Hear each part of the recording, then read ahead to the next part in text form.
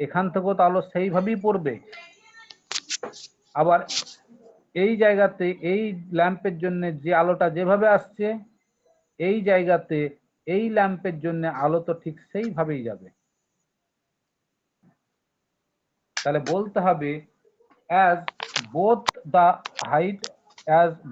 the height of the lamp post are equal, just এখানে কথাটা লিখতে হবে, the height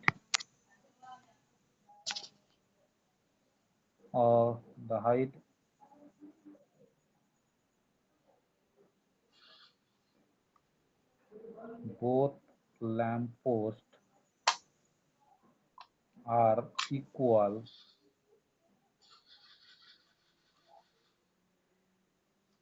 and light intensity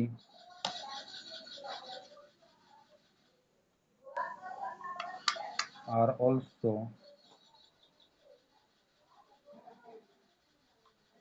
the same, that's why as a result the illumination at point B, the illumination at point B are also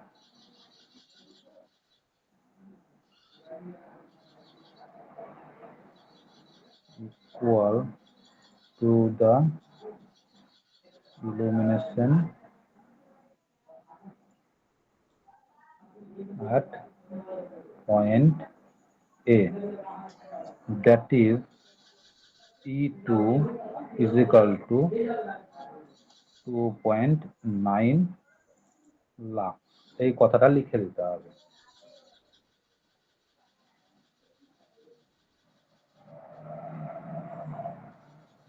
হলো।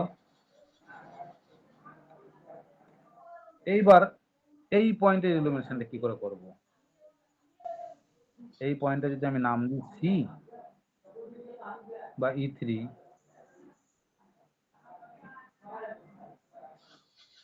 এবার বলতে হবে illumination at mid point, illumination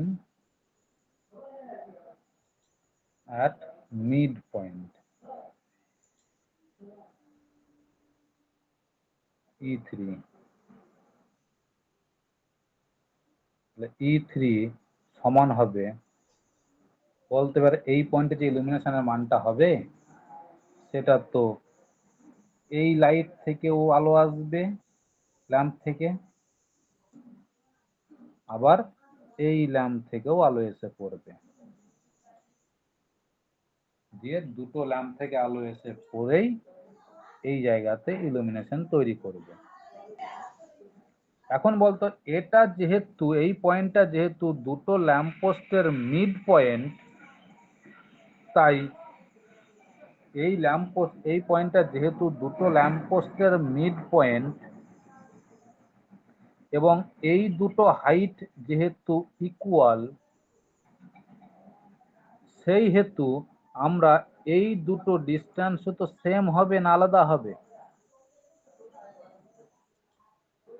এই পয়েন্টটা যেহেতু দুটো ল্যাম্প পোস্টের মিড পয়েন্ট এবং এই হাইট যেহেতু ইকুয়াল, সেই দিক থেকে আমরা বলতে পারি এই ডিস্টেন্স এবং এই ডিস্টেন্সটাও সমান সমান হবে।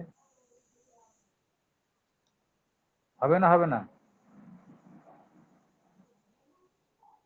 তাহলে এই ডিস্টেন্সটাকে যদি বলি আমি R3,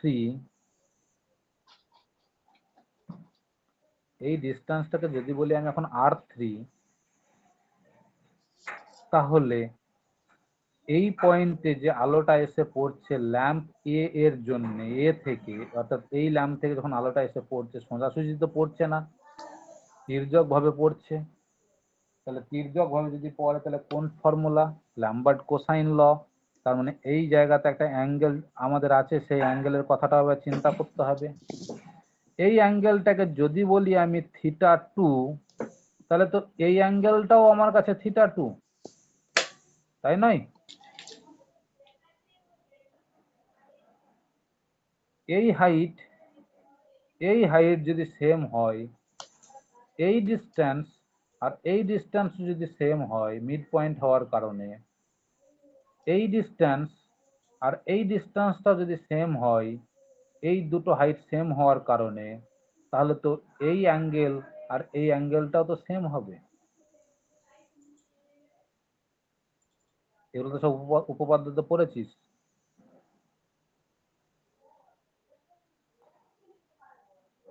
তাহলে সেই জায়গা থেকে এই পয়েন্টে যে ইলুমিনেশন যখন আমরা বের করব, তখন তো এই ল্যাম্প পোস্ট থেকেও আলো এসে পড়বে, এই ল্যাম্প পোস্ট থেকেও আলো এসে পড়বে, এবং দুটো ল্যাম্প পোস্ট থেকে আলো কিন্তু সোজাসুজি এসে পড়ছে না, তির্যক ভাবে এসে পড়ছে। তাই সেহেতু ল্যাম্বার্ট কোসাইন ল প্রয়োগ হবে। তাহলে ল্যাম্বার্ট কোসাইন ল প্রয়োগ হলে আলো যেহেতু অ্যাঙ্গেলে আসছে, তাই অ্যাঙ্গেলটাও আমাদেরকে বার করতে হবে। সেই অ্যাঙ্গেলটাকে বলছি আমরা θ2। তাহলে E3 ল্যাম্প পোস্টে যখন আলো ইলুমিনেশনের মানটা বার করব, তখন তো আমাদেরকে এটা লিখতে হবে, ইলুমিনেশন, এটা কিন্তু লিখতে হবে illumination for lamp A plus illumination for lamp B, এই কথাটা কিন্তু লিখতে হবে যে সমান। এবার ল্যাম্প এ থেকে যে আলোটা আসছে, সে আলোটা তো তির্যক ভাবে আসছে,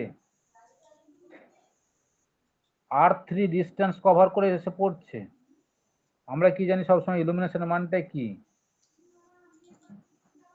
ক্যান্ডেল পাওয়ার ডিভাইডেড বাই দূরত্বের square into cos theta.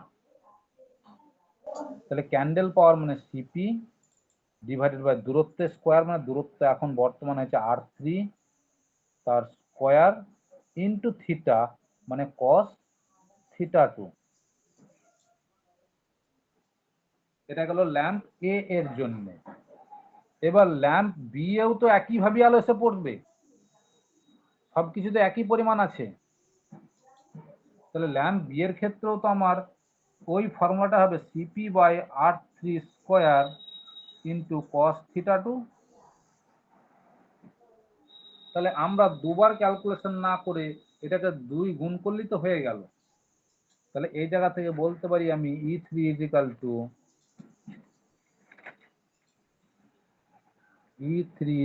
Two twice CP by R3 square into cos θ2। এটাও তো করতে পারি, কিন্তু দুটো একই হিসাব হচ্ছে, দুটো যেহেতু একই ফর্মুলাতে পড়ছে, তাই আমরা 2 গুণ করে হিসাব করে নিলাম, দুবার হিসাব না করে। তাহলে এখন দেখ আমাদের কাছে R3 এর মানটা জানা নেই, বার করতে হবে, আর cos θ2 এর মানটা বার করতে হবে। তাহলে R3 এর মানটা কত হবে? বল R3 এর মানটা কত হবে? 10।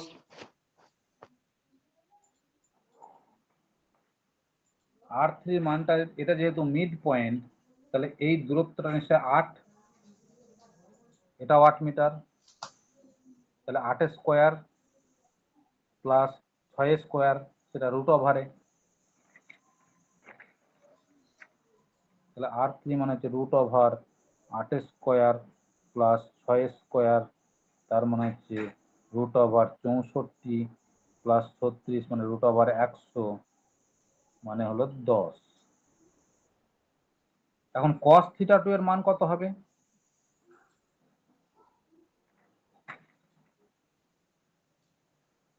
cos θ2 এর মান কত হবে বল এবার তাহলে। 6/10।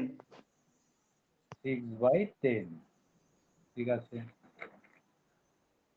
6/10 মানে হচ্ছে 0.6। তাহলে এবার বসা, 2 ইন্টু সিপি মানে তোমার 100 ডিভাইডেড বাই R3 তার স্কোয়ার মানে R3 তার স্কোয়ার করলে কত আসবে? 100তেই আসবে তো, 10 স্কোয়ার মানে 100 ইন্টু 0.6, তাহলে 100 কেটে যাবে তো, 2 ইন্টু 100 বা 100 ইন্টু 0.6, 100 কেটে গেল, 0.6 ইন্টু 2 মানে হলো 1.2 লাক্স।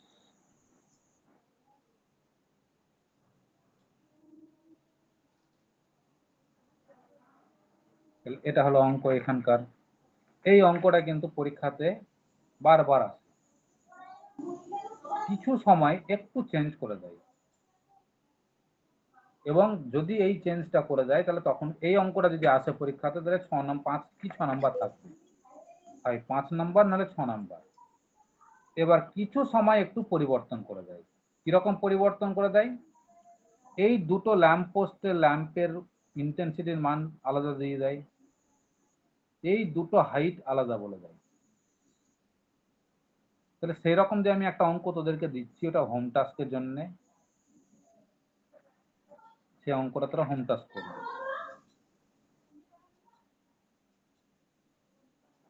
এখান থেকে দেখ বেশি অঙ্ক করার দরকার নেই, একটাই অঙ্ক কর, ভালো করে কর, বুঝে নে। তাহলে ধর একটা ল্যাম্প পোস্ট রাস্তা আছে, এখানে একটা ল্যাম্প পোস্ট আছে, আর একটা উচ্চতাতে আর একটা ল্যাম্প পোস্ট আছে, দুটো ল্যাম্প পোস্টের হাইট আলাদা আলাদা। এটাকে বলছি এ, এটাকে বলছি বি। এই ল্যাম্পের ক্যান্ডেল পাওয়ারের মান হচ্ছে ধরে নে 100 সিপি, আর এই ল্যাম্পের ক্যান্ডেল পাওয়ারের মান হচ্ছে 150 সিপি। এই ডিস্টেন্সটা ধরে নেওয়া আছে 20 মিটার, আর এই ডিস্টেন্সটা আছে হয়তো 10 মিটার।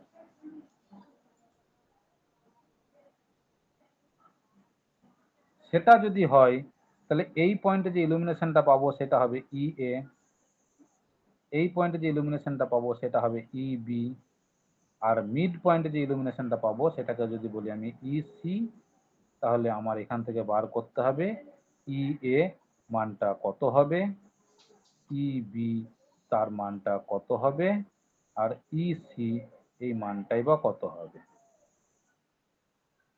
পরীক্ষাতে যদি এই অঙ্কটা দেয় তাহলে এখানে 8 নাম্বার থাকবে একটা অঙ্কের উপরে। এই অঙ্কটাও কিন্তু পরীক্ষাতে এসেছে।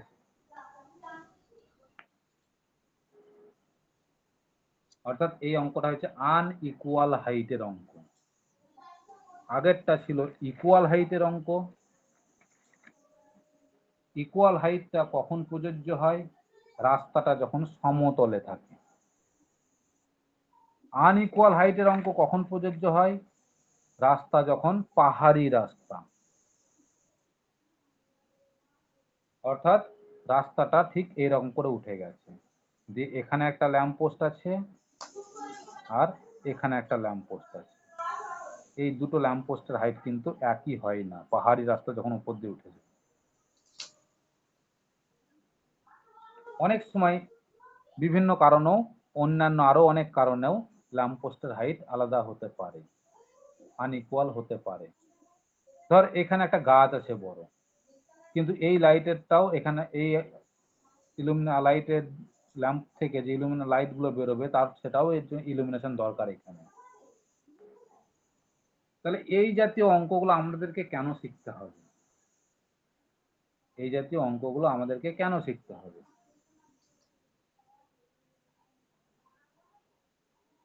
দেখ, ইলেকট্রিক্যাল ইঞ্জিনিয়ারিং পাস করার পরে কলকাতা পৌরসভাতেও কিন্তু ইলেকট্রিক্যাল ইঞ্জিনিয়ার প্রচুর দরকার পড়ে। এছাড়াও বিভিন্ন যে পৌরসভা আছে সেই পৌরসভাতেও কিন্তু ইলেকট্রিক্যাল ইঞ্জিনিয়ার দরকার পড়ে, এবং ব্লক দপ্তরেও ইলেকট্রিক্যাল ইঞ্জিনিয়ার একজন করে থাকে। তাহলে এই সব ইঞ্জিনিয়ারদের কাজটা কি?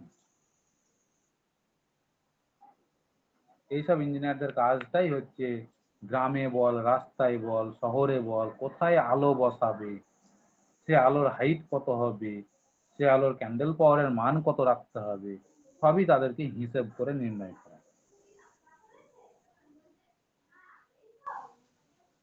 কিন্তু বর্তমান দিনে সবাই সবকিছু টেন্ডার পাস করে হয়ে যাচ্ছে, যার ফলে কন্ট্রাক্টররাই এই কাজগুলো করে দেয়। তাহলে ইঞ্জিনিয়ারদের কাজ শুধু ওই বিল পাস করা, বিলে সাইন করা। কিন্তু ইঞ্জিনিয়ার পোস্ট থাকে একজন করে, আর সেই ইঞ্জিনিয়ার পোস্ট পেতে গেলে কিন্তু সব পরীক্ষা দিয়েই পেতে হয়। তাহলে সেখানেও ক্যালকাটা পৌরসভাতে বল, কলকাতা পৌরসভায় বল, ইঞ্জিনিয়ারিং পোস্টের জন্য কিন্তু পরীক্ষা হয়।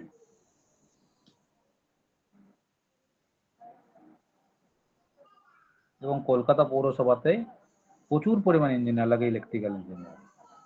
প্রত্যেক বছর প্রায় 40-50টা করে ইঞ্জিনিয়ার কলকাতা পৌরসভার আন্ডারে নিয়োগ হয়। কারণ কলকাতা শহরটা এতটা বড়, এতটা ঘিঞ্জি, তার ইলেকট্রিক্যাল ইনস্টলেশনটাও আলাদা। আমাদের গ্রাম অঞ্চলে যে ইলেকট্রিক্যাল ইনস্টলেশন থাকে, কলকাতা শহর কিন্তু ইলেকট্রিক্যাল ইনস্টলেশন সম্পূর্ণই আলাদা। কলকাতা শহরে দেখবি ভালো করে লক্ষ্য করে কখনো মাথার উপরে কিন্তু ইলেকট্রিক্যাল তার যায়নি। দেখ গ্রামের দিকে ভালো করে দেখ, লক্ষ্য করে মাথার উপর দিয়ে ইলেকট্রিক্যালের তার এসছে পোলে পোলে। কিন্তু কলকাতাতে কিন্তু সব মেট্রো সিটিতে, কলকাতা বলে নয়, যে কোনো মেট্রো সিটিতে মাথার উপরে কিন্তু তার দেখতে পাবি না। সেখানে সবকিছু তারই কিন্তু আন্ডারগ্রাউন্ড কেবল। পৌরসভার আন্ডারে থাকে না, একমাত্র মেট্রো সিটিতে কিন্তু সবটাই আন্ডারগ্রাউন্ড কেবল। তাহলে এই আন্ডারগ্রাউন্ড কেবল আর ওভারহেড কেবলের মধ্যে কিন্তু অনেক তফাৎ আছে। আন্ডারগ্রাউন্ড কেবল কিন্তু অনেক রিস্কি, যতটা ওভারহেড কেবল রিস্ক নয়। আন্ডারগ্রাউন্ড কেবল কিন্তু একটা জিনিস, যেহেতু মাটির নিচে থাকে, তাহলে কোথায় শর্ট সার্কিট হলো, কিভাবে হলো, কত দূর পর্যন্ত তার পুড়েছে, সবটাই কিন্তু হিসেব নিকাশ করে বার করতে হয়।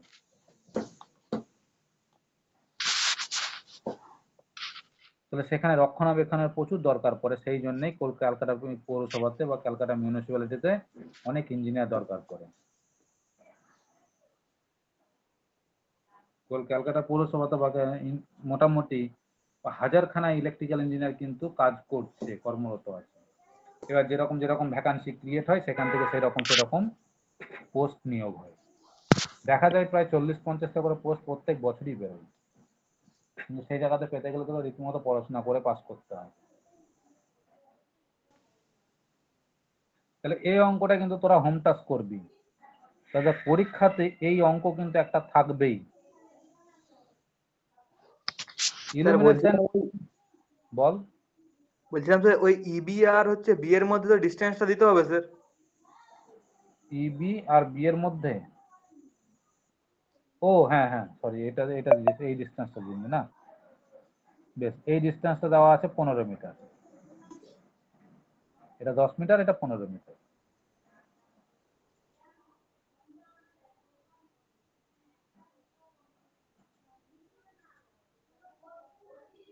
এই অঙ্কটা কিন্তু তোরা করবি। তোদেরকে যে অঙ্ক করতে দিচ্ছি, তোরা দেখ কেউ কিছু করছিস না, একজন দুজনই করছে কেবল, বাকিরা সব চুপ করে পড়ে আছিস। পরীক্ষার সময় দেখবি যেগুলো আমি করতে দিয়েছি, দেখবি সেইগুলোই দেখবি পরীক্ষাতে এসছে। তোরা তো এতদিন 2-3টে পরীক্ষা দিলি আমার কাছে পড়াশোনা করার পরে। তোরাই দেখ ভালো ভালো করে বিচার করে যে আমি, তোরা কলেজে কি পড়েছিস সেখান থেকে কত নম্বর পেয়েছিস, আর আমি কি পড়েছি সেখান থেকে কত নম্বর পেয়েছি।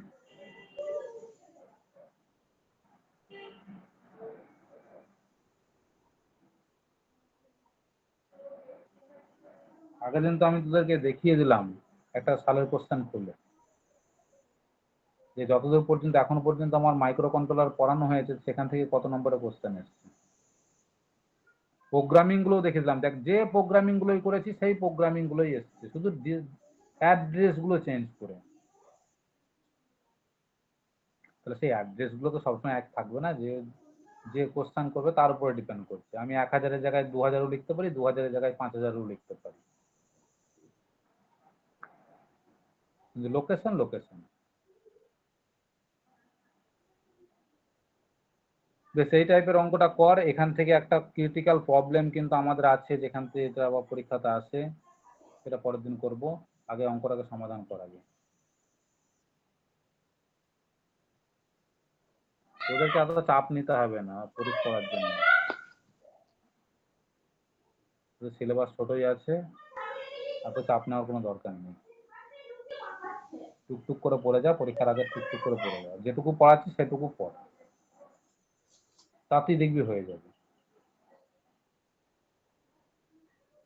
আর বেশি পড়ার দরকার পড়বে না, যেটুকু পড়াচ্ছি শুধু সেটুকু পড়।